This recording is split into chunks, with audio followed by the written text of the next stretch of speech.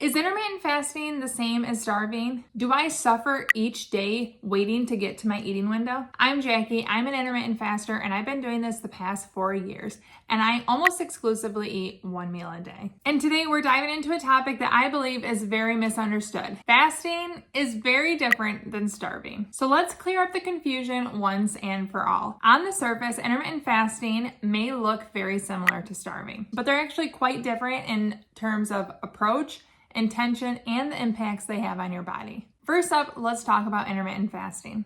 Intermittent fasting is simply a pattern of eating or fasting. It's a cycle. There are several methods, including 18-6, where you spend 18 hours fasting, 6 hours eating, all the way to 5-2, where you have 5 normal days of eating and 2 restricted days, or what I personally prefer, 1 meal a day.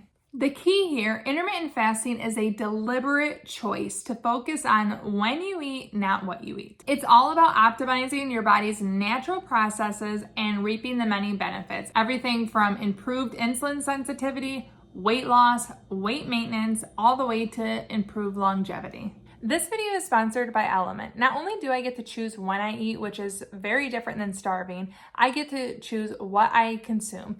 And that means I can add things that I want that help me feel good and help me stay hydrated on this fasting journey, like Element. Element is made with 1,000 milligrams sodium, 200 milligrams potassium, and 60 milligrams magnesium. It has so many good things and none of the junk, filler, sugar that you don't need.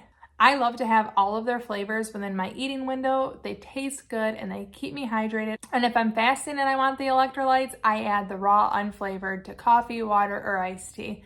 They have options that work for different fasting schedules and flavors for any palate. Right now, Element's offering my listeners a free sample pack with any drink mix purchase. That's 8 single-serve packs free with any Element drink mix purchase. It's the perfect way to try 8 of their flavors or to share Element with a salty friend. You can get yours at drinkelement.com/fastingfoodie. That's drinklmnt.com/fastingfoodie.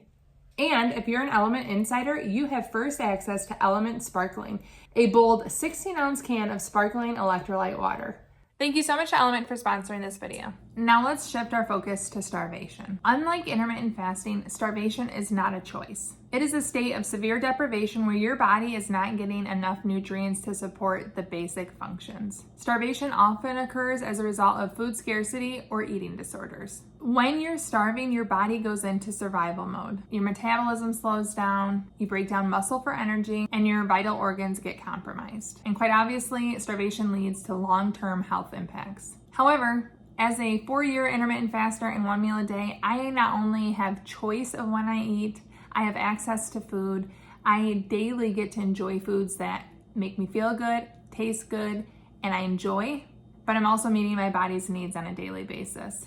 I'm not compromising my organs, I'm not living in a state of deprivation, and I joyfully live a fasting lifestyle. Intermittent fasting is a structured approach to eating that offers many benefits when it's done properly. It's all about timing your meals. It is not deprivation.